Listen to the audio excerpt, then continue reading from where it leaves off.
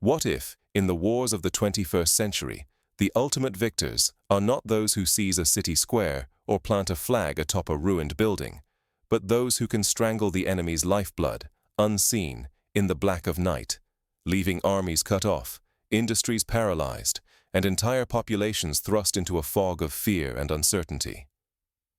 Imagine a battlefield where the front lines, those familiar zigzagging traces on maps, are not simply being pushed back and forth. Instead, they are buckling, caving in under an invisible weight. For every road blocked or railway severed, the risks multiply.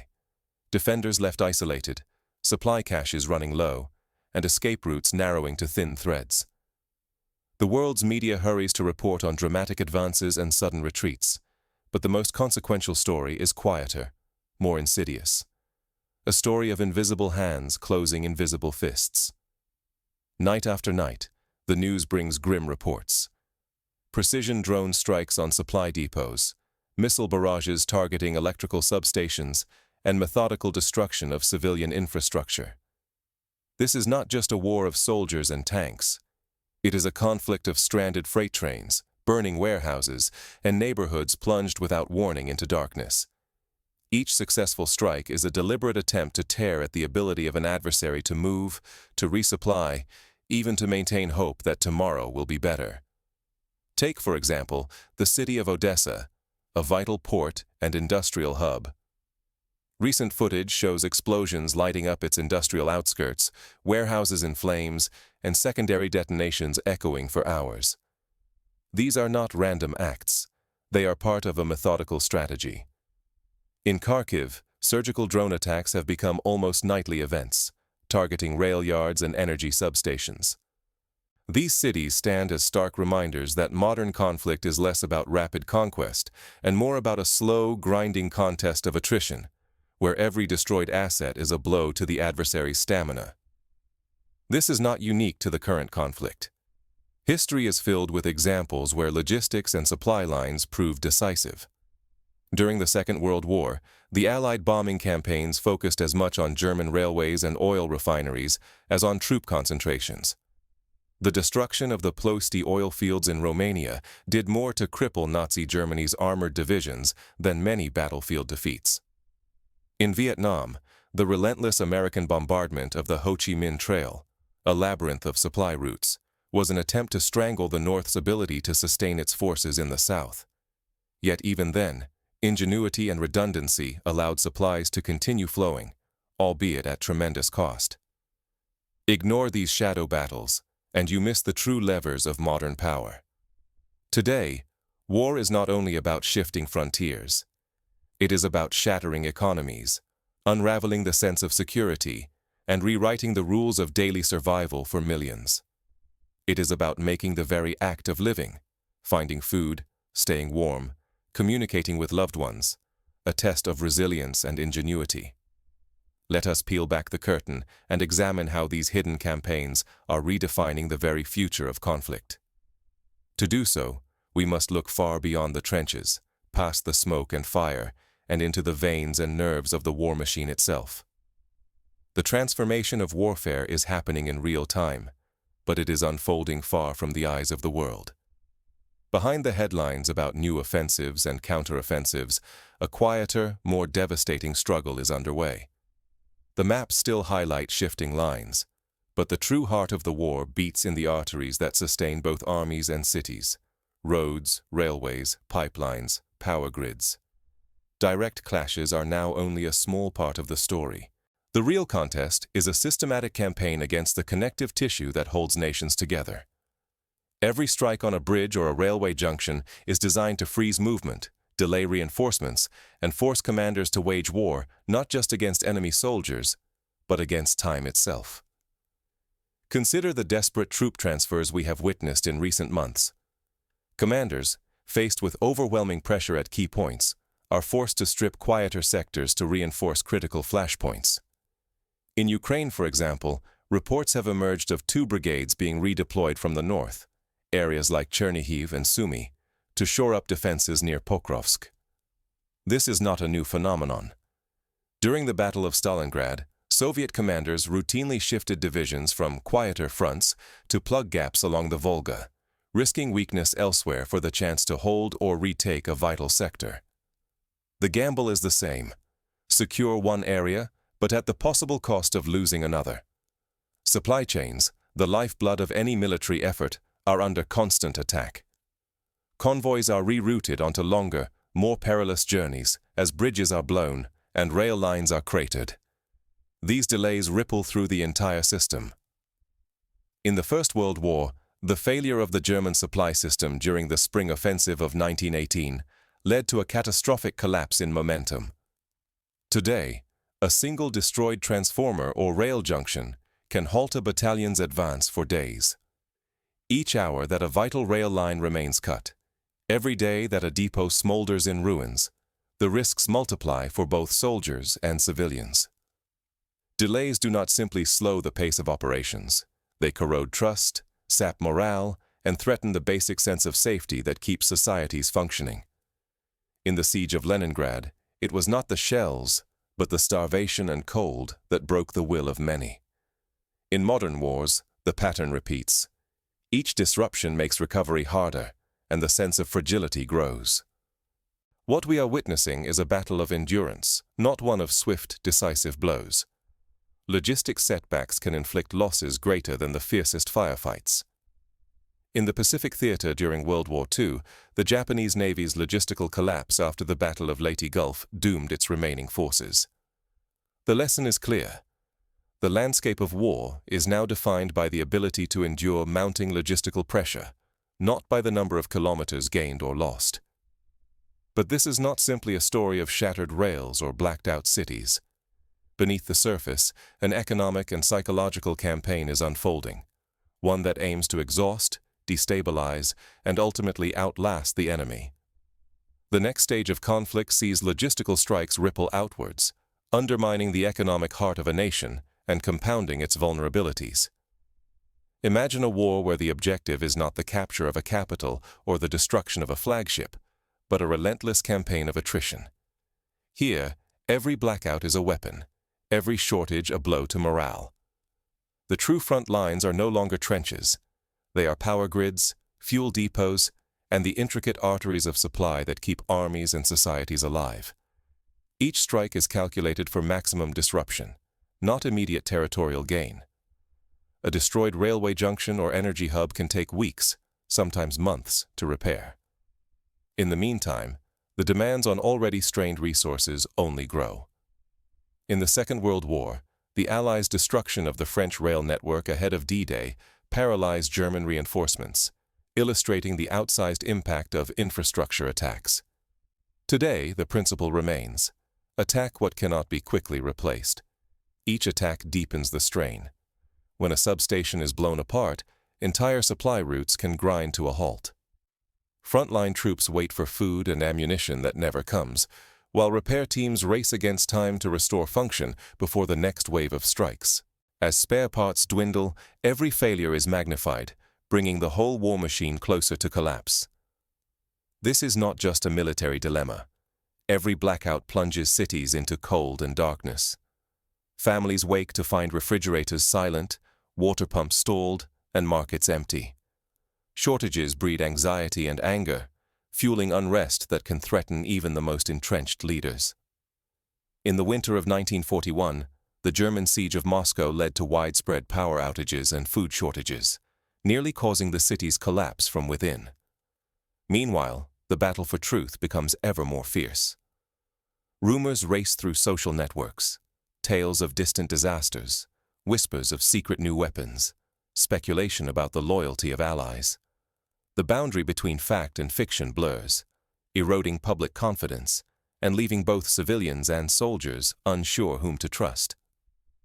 During the Gulf War, misinformation campaigns sowed confusion and doubt among both military and civilian populations, amplifying the psychological toll of the conflict. If left unchecked, this campaign of attrition can prove more devastating than any single offensive. Armies, starved of supplies and hope, wither away. Populations lose faith, and governments may resort to reckless gambles, desperate for a way out. Here, victory is not seized by a bold advance, but by outlasting the adversary in a siege of nerves and resources. Yet the consequences of such warfare do not stay at the front. The ripple effects are felt far beyond the immediate conflict zone, threatening to destabilize regions, redraw alliances, and reshape the balance of global power. In the aftermath of the Yom Kippur War, for instance, disruptions to global oil supplies triggered economic crises that reverberated across continents, altering the world order for years. As the shadow of war grows, so does its impact, reaching into the living rooms of distant capitals, rattling markets, and testing the cohesion of alliances. The next phase of this grinding campaign will push these strains to the breaking point, both within borders and beyond. Where does this relentless campaign lead?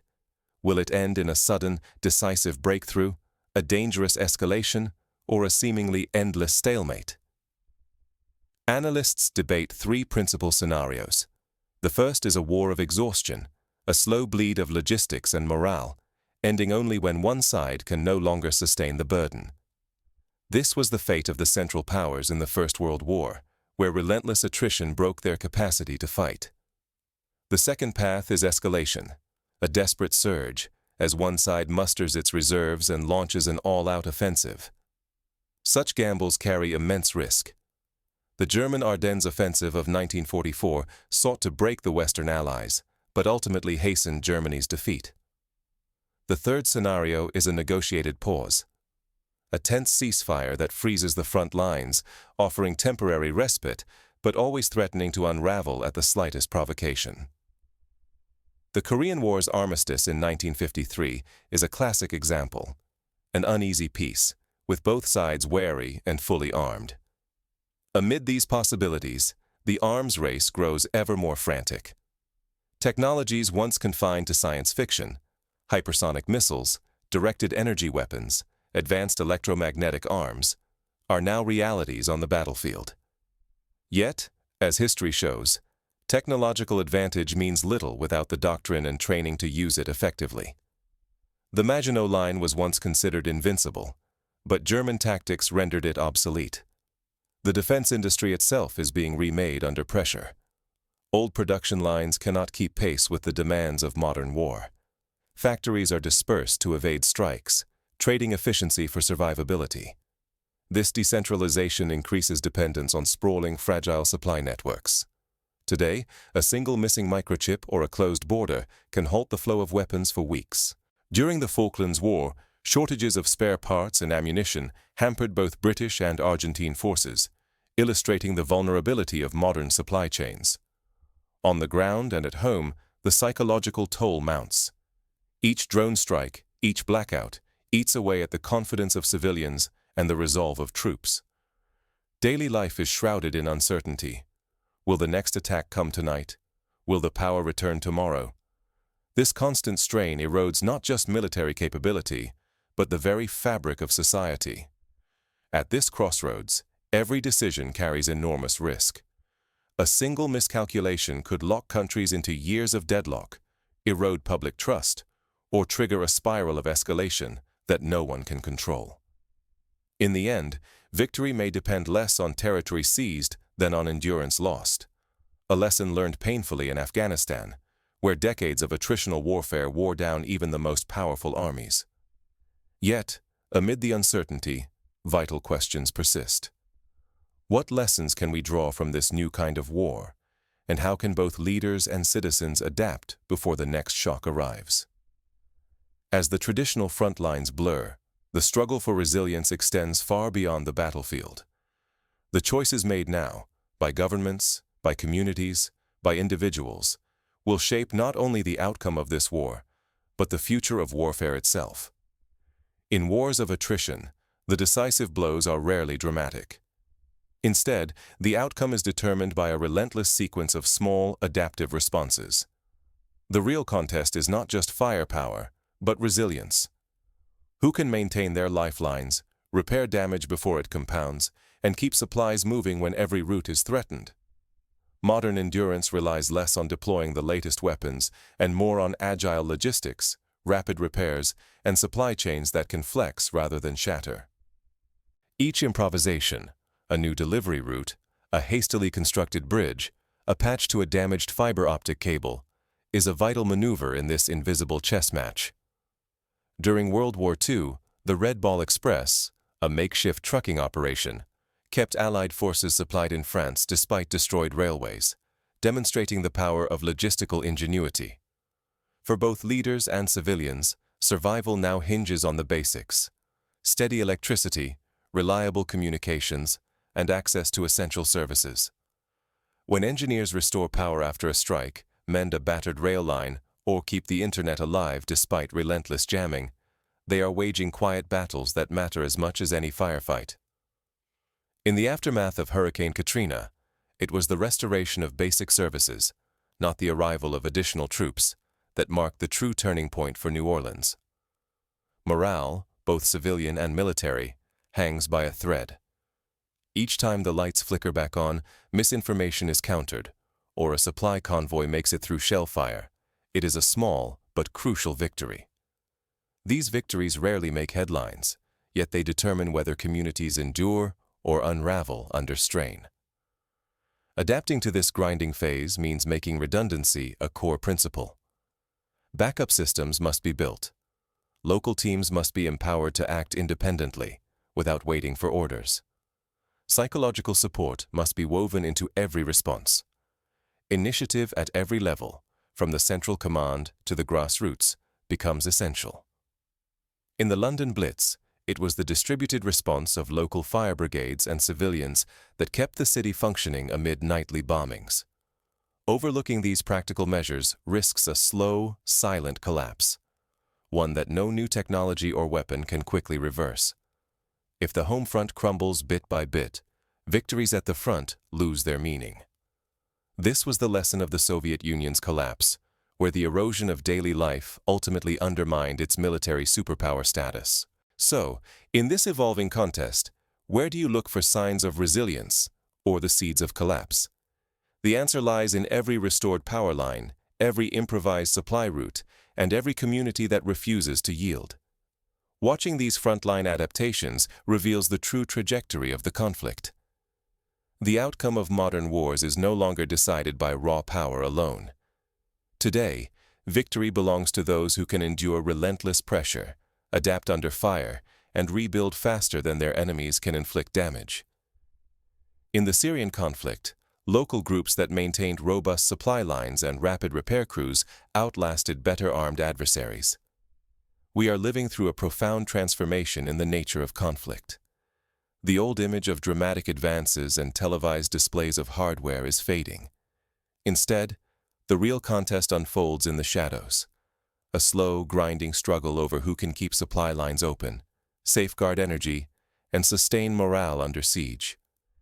Every disrupted rail line, every hour of blackout, every depot left in ruins is more than a single setback. Each interruption sends ripples through the entire war machine. When a substation is destroyed, trains stop. When trains stop, ammunition and fuel are delayed.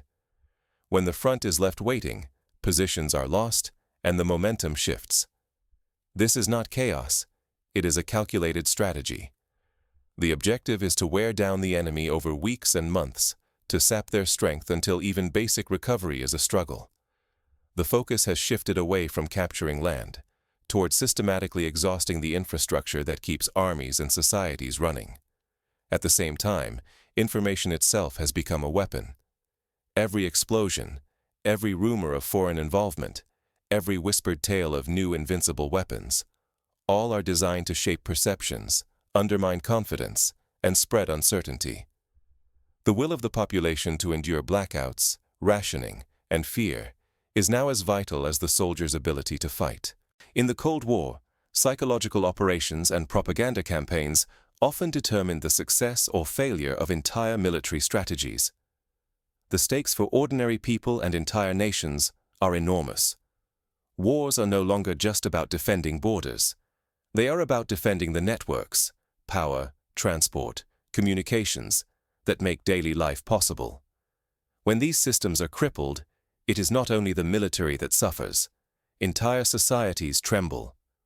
The collapse of Yugoslavia in the 1990s vividly demonstrated how the destruction of infrastructure can unravel the social fabric of a nation. To truly understand this new kind of warfare, we must look beyond the headlines about missile barrages and high-tech arsenals. We need to watch the supply convoys, the energy grids, the flow of information, and ask, who is adapting faster? Who is learning to patch, to reroute, to restore before the next blow falls? Here is the actionable lesson. Resilience is now the decisive factor. The side that invests not only in attack, but in rapid repair, creative problem-solving, and psychological fortitude will shape the outcome. This is where the future of war will be decided. So what can be done, by leaders, by communities, by individuals, to strengthen resilience and tilt the balance? First, invest in redundancy and decentralization. Spread out critical infrastructure, establish backup energy sources, and train local teams to act autonomously. Israel's experience with distributed air defense and rapid repair teams has repeatedly minimized the impact of rocket barrages. Second, foster robust communication channels. In wartime, misinformation can be as damaging as a missile. Clear, timely information, both to the public and within the military, can counter panic and prevent cascading failures. The use of encrypted messaging and decentralized news sources has proven invaluable in recent conflicts. Third, prioritize psychological resilience.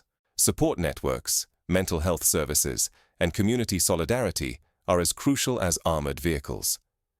The British experience during the Blitz showed that morale could be sustained even under nightly bombardment, largely through shared sacrifice and strong leadership. Fourth, innovate in logistics. Flexible supply routes, mobile repair units, and rapid deployment of replacement parts can keep the war machine running even under strain. The United States military's adoption of just-in-time logistics in the Gulf War allowed for unprecedented operational tempo, but also revealed vulnerabilities when supply lines were stretched. Finally, cultivate a culture of adaptation and learning. Encourage feedback from the front lines, empower local problem solvers, and reward creative solutions. In the Ukrainian conflict, improvisation, from drone-based resupply drops to ad hoc fortifications, has often made the difference between survival and defeat. Your ability to grasp and act on these hidden dynamics may determine not just who wins, but who survives the storms ahead. Endurance, adaptability, and unity now outweigh brute force. The contest has moved beneath the surface, and the cost of failure grows with every passing day. As the war of attrition deepens, a new question emerges. Will the next technological breakthrough finally tip the scales both sides are desperate to balance? Or will resilience, that quiet, stubborn determination to rebuild and endure, remain the ultimate weapon? In the end, the answer may lie not in the next strike, but in the next repair. The next flicker of light in a darkened city, the next train that rumbles through a bombed-out station, the next rumor that is calmly dispelled. For in these moments, we glimpse the true power that decides the fate of modern war.